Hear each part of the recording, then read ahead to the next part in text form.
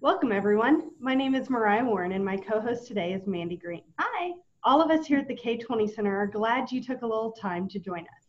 Before we get started, let's watch this short housekeeping video so we are all on the same page. Welcome to your K20 Center webinar. A little Zoom housekeeping to start our webinar. To avoid distraction, make sure your microphone is muted in Zoom. In addition, make sure if you have a webcam that it isn't turned on. Also, make sure you can hear the facilitator's voice. If not, you may have to check your sound settings. If you're sitting in a group of people, wear headphones to prevent feedback. Make sure you can see the chat window. This is where you'll add questions and comments during the webinar. We'll be doing Q&A and polling during the webinar, so make sure you know where the yes/no options are for polling. This webinar will be recorded. An email will be sent with a link to the video. Thanks for joining us today. If you have any questions at all, be sure to ask your facilitator in chat. We will be using the chat features quite frequently today, so let's take a moment to get to know those chat functions. If you go to the bottom of your screen and click on the word chat, we can practice by sending a chat to everyone. In the chat box, let us know where you're watching the webinar from today. Mariah, I love this part to see where everyone's joining us from today. Absolutely. Look, Oklahoma City. Awesome. Yeah, Randy's from Oklahoma City. And Hilldale. Yeah, Deborah's from Hilldale. It's so fun to get to know everyone from around the state. Absolutely. We have several here at the K20 Center. Greg is from Shawnee. Awesome. All right. So now go back down to the bottom of your screen and click on the word Participants, to access those green check marks and the red X. If you would, give us a green check mark when you have located those buttons. Oh, look, we already have some green check marks. Carolyn's accessed those green check marks, so is Alex. Oh, look, some people from the State Department of Education have accessed it, and Randy. And Greg. Awesome. Great, it looks like almost everyone found those green check marks. We would also like to introduce Carolyn, who will be running tech support for us. If you need assistance from Carolyn, please message her directly by changing everyone in the chat drop-down menu to Carolyn only. Then you can type directly to her in the chat box. That said, welcome to the One Size Does Not Fit All webinar. So today we're going to be talking about all things personalized learning. So in the chat box, complete this phrase for us. This session will be a success if. So Mariah, how might you know this session will be a success if? I think if our participants find something they can use in their classrooms right away. Absolutely. I love going to PDs that provide me one thing I could take back to my classroom and implement the next day. That's great. Yeah. So Alex said if we have lots of ideas being shared. I definitely love hearing everyone's ideas. Absolutely. You know, and Randy says to get an idea or two for immediate implementation. Absolutely. It looks like we seem to be on the same page with that. We do. So now that we have an idea of what you're looking for and some goals you have, let's think about what personalized learning looks like. Sure. You know, in a moment, we're going to ask you to click on a link in that chat box. We're going to be asking a question and you'll be able to type in your response. Once you answer that, we will be able to visualize everyone's ideas in a collaborative word cloud. Remember, if you have any technical issues, to message Carolyn in the chat feature. So now let's look to that chat box to find the link to the Mentimeter activity that we're going to be using.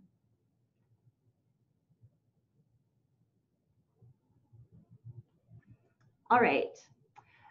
So, you know, this question asks us about personalized learning. So when you hear the phrase personalized learning, what word comes to mind for you? Take a moment and enter that word into the word cloud. Absolutely. I love this activity to see how everyone wants to, what do they think about personalized learning? It looks like Deborah put in the chat box, you know, about individualization. We have self-paced. That's great. We have another one in the chat box that says engaging. Oh, look at them come up now. Individual seems to be our most common. It is. Equity, meets the needs, adaptive. For me, the word that always comes to mind is mindset. Absolutely. What about Mindset's huge. Mm-hmm. I would definitely say that's mine too, or those personal relationships. Yeah. Okay. So word clouds are a good way to simplify ideas through visuals.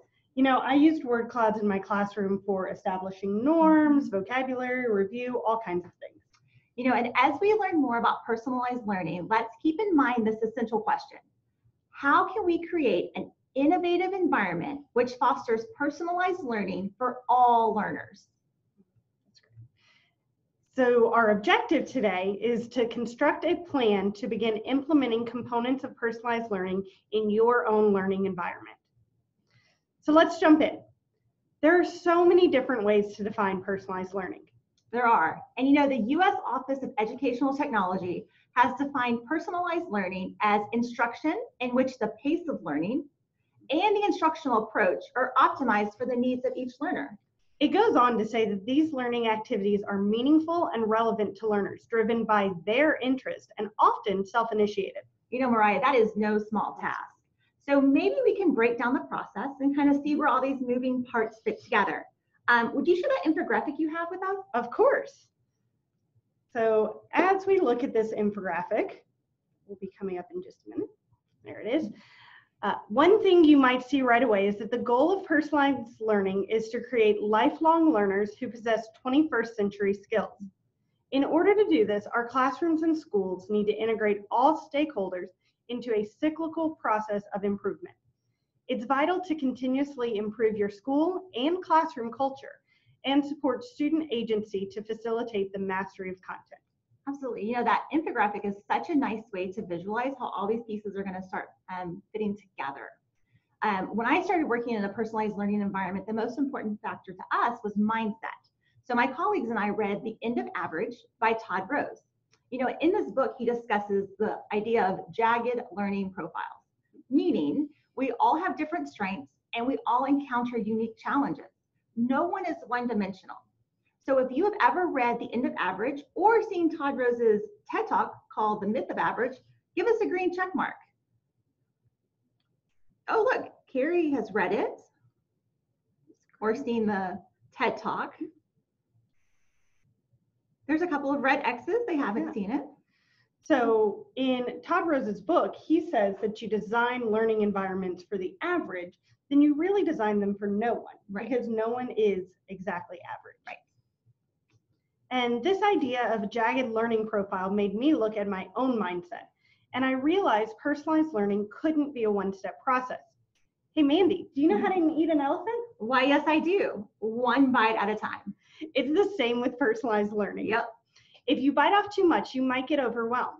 So it's okay to start out slow. You will build your confidence and your comfort as you implement new aspects.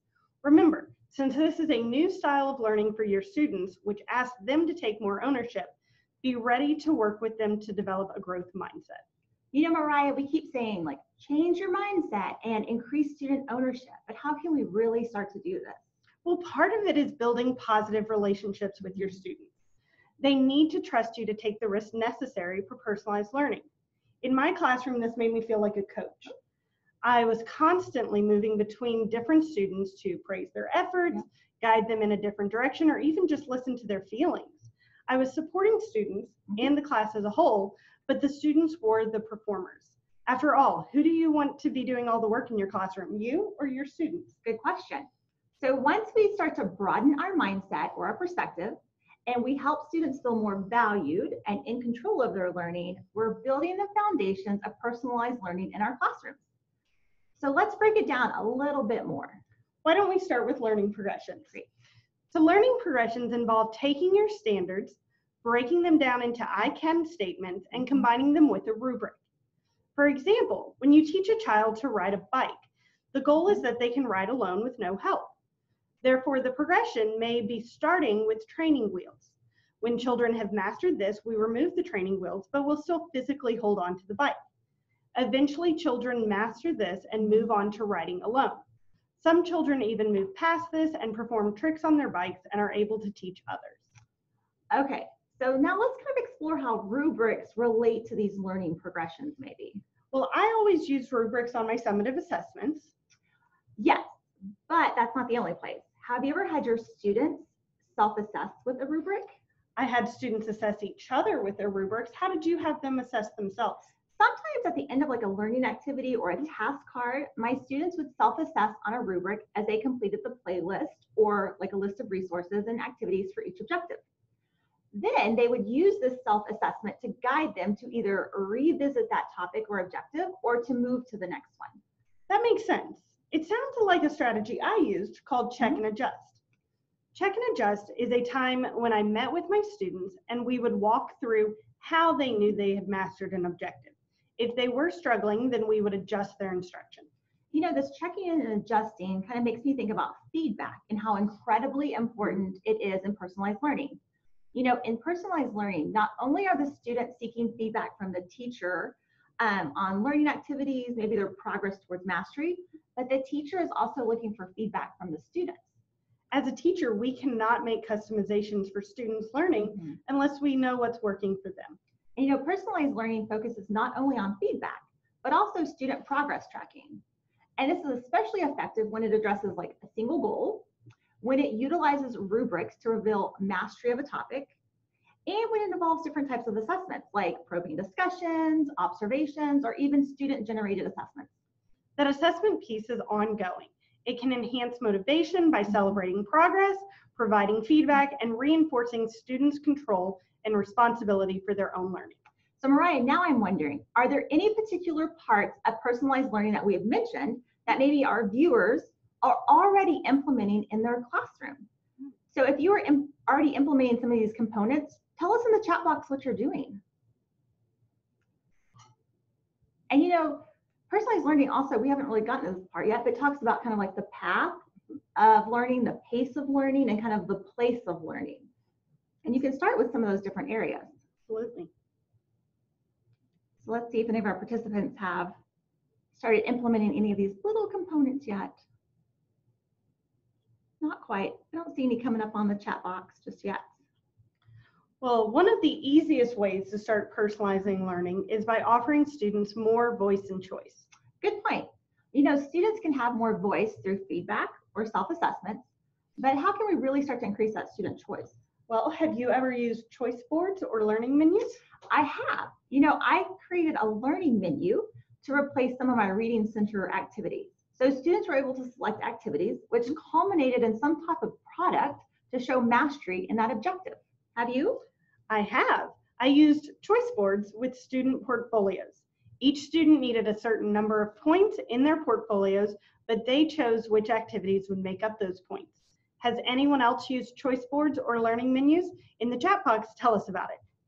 Yeah, I can't wait to see if anyone's ever tried those. You know, I started using kind of learning menus, and they kind of evolved into that hyperdoc, where students had tasks they could choose from, but then also provide feedback and responses in there. And that really allowed for more voice and choice for students in my classroom. That's great. Yeah, so let's see if they've. Self-evaluations are used. Yeah, it looks like Amy used choice boards for a final project in a novel unit. Oh, that'd be great. And it's definitely okay if you haven't used any of these things yet. It is a process that you can start adding in things as you feel comfortable with them. Yeah, exactly. Mariah, do you know what else I see a lot of in personalized learning classrooms? What? I see flexible seating. Now, while flexible seating is not personalized learning, it does help create that flexible environment, which enables our students to complete various learning activities at their own pace and in their own way. In my classroom, the flexible seating made grouping super easy, but it's definitely not necessary for personalized learning. So true. Do you know what else isn't necessary? What's that? These things called like iPads and Chromebooks and maybe even smart boards. Now, while technology is extremely helpful, it's not necessary to personalize instruction. You know, it really helps create that blended learning environment, but you can personalize instruction without a device. That absolutely makes sense. We have a tendency to think that since we don't have everything we would like, that we can't personalize. Yeah, and you know, personalized learning is not a program. It's kind of a mindset, and every personalized learning classroom is going to look and sound different. So we have talked about so much today. Let's reflect. We can use the POMS or point of most significance instructional strategy. So we want to know, what did you think was the point of most significance today? Type your response in the chat box. So Mandy, what do you think your point of most significance was? For me, I think it's mindset. That mindset is crucial as you begin to shift the way that you do instruction. Oh, and then also, let's see, Carolyn says mindset. Start where you are and at least try. Absolutely. You can't move anywhere if you don't start trying. Yeah, and Alex says, keep trying things. Randy says, don't be afraid to jump in. So true. And it doesn't have to include tech. Amen. Also, with not being afraid to jump in, don't be afraid if something fails to try it again. Just because it fails once doesn't mean it'll fail every time. That's such a good point, Mariah. Great. Yeah. So today's objective was to construct a plan to begin implementing components of personalized learning in your own learning environment. So what could you implement today to start personalizing your classroom? Type your response in the chat box.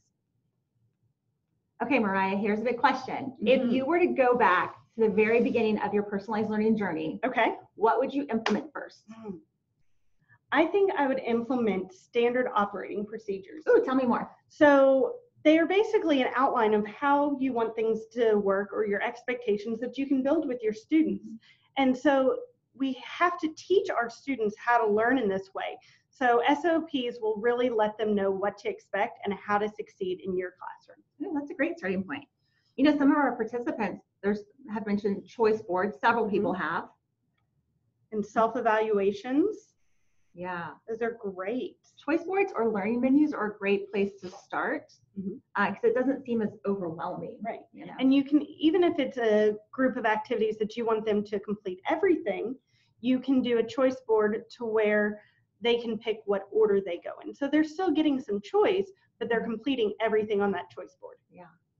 Oh, and Randy brings up a good point, you know, with rubrics, and maybe the K-20 Center could do a session just about that. Absolutely. That would be great. Yeah. Those can kind of be overwhelming and scary at first, but I feel like once you start doing like a lot of them, you just kind of get the hang of them. Yeah. All right. You know, so looking back at our essential question from today, which was, how can we create an innovative learning environment which fosters personalized learning? Today, we've explored how to create that environment through changing our mindset or perspective, students taking ownership of their learning, and some other radically simple ideas. So as we wrap up today's webinar, are there any questions? Type your questions in the chat box.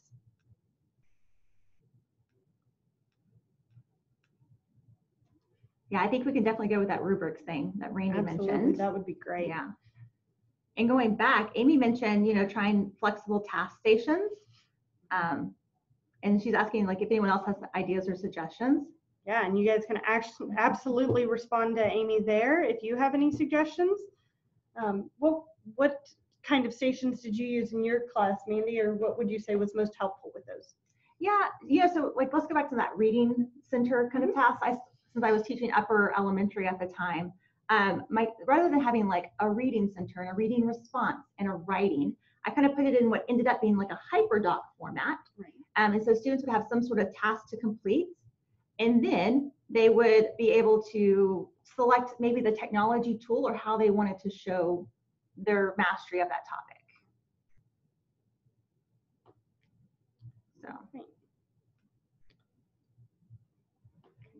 So I'm not seeing any other questions.